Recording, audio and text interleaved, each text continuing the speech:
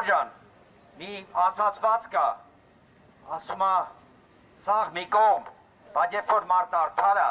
ու արդարության համար պայքարում է, կապ չունի, փակի տակ է թե դուսը, որովհետև արդարությունը, որովհետև ճիշտը, որովհետև ճշմարտությունը միշտ եղել է և կա Ծառուկյանի ուղենիշը։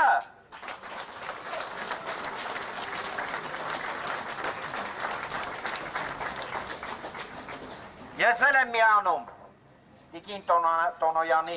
շնորհակալական խոսքին, շնորհակալություն ժողովուրդ ջան, շնորհակալություն թեպետ, գիտեք մենք ապրում ենք մի ժամանակահատվածում, երբ որ մարդ մնալու համար շնորհակալություն ենք հայտնում, շնորհակալություն ժողովուրդ ջան, թույլ տվեք ընթերցել այսօր հրապարակված Գագիկ Ծառուկյանի ուղերձը բանտից և այսպես, Գագիկ Ծառուկյան, մարդը, երբ կյանքի ինչ-որ մի պահի ազատ ժամանակ շատ է ունենում, սկսում է մտածել իր կյանքում առաջ չարածի մասին։ Հիմա ես, օգտագործելով ազատ ժամանակը, մտածում եմ ինչ եմ արել, ինչ կարող էի անել, ինչ չեմ արել։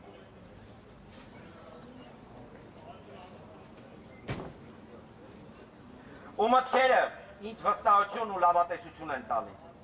Ամբողջ կյանքումս կառուցել եմ, Հայաստանում եմ կառուցել, չեմ խլել, աչք չեմ դրել ուրիշի ունեցվածքին, կառուցել եմ կամ վերակառուցել եմ, կամ կիսաավեր վիճակում գտնվող հիմնարկները շենացնել։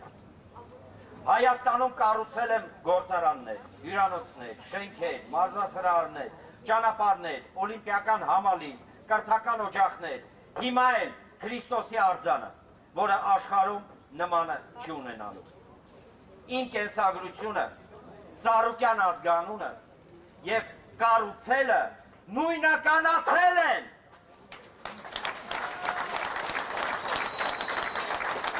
Եվ ամենակարևորը, ես ոչ մի բանի համար չեմ ափսոսում, չեմ փոշմանում, ինչքան ուժ ունեմ, շարունակելու եմ կառուցել, կառուցելու եմ հենց Հայաստանում, ինչու եմ սա շեշտում։ Լսում էի հարևան երկրի պաշտոնյաների խոսքերը Հայաստանի մասին, նոր պահանջներ, նոր սպառնալիքներ, ու առաջին միտքը, որ ծագում է մոտս, Հայաստանը կառուցվելու է, Հայաստանում կառուցելու եմ, Աստված որքան տա կառուցելու եմ, հետո կկառուցեն իմ որդիները, թոռները, 200 տարի էլ անցնի, Հայաստանում մի լավ բան է կառուցվելու, կլինի եկեղեցի, կլինի գործարան, թե դպրոց, պատին փորագրվելու է, կառուցել է Ծառուկյանը, սա ճակատագիր է։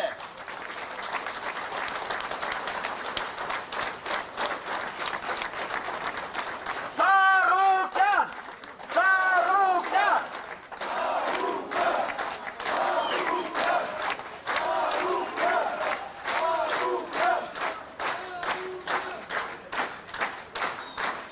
ամիսներ առաջ արդ երկրում մի հանդիպման ժամանակ աշխարհի լավագույն համալսարաններից մեկի ներկայացուցիչը ինձ պաշտոնապես առաջարկեց Հայաստանում հիմնել իրենց այդ կառույցի, այդ բուհի մասնաճյուղը։ Բոլորը զարմանքից շշմել էին։ Մեր տարածաշրջանի երկրներից նման առաջարկ ոչ մեկ չի ստացվել։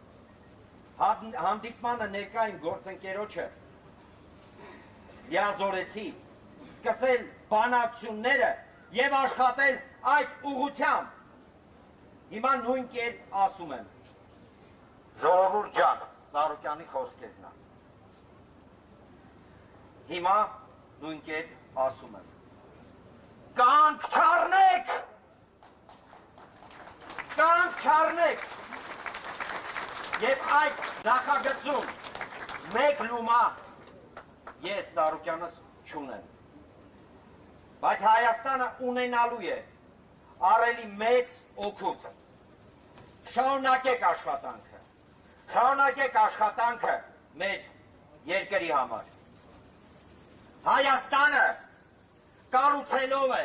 շենանալու։ Գագիկ Ծառուկյան, ազատություն։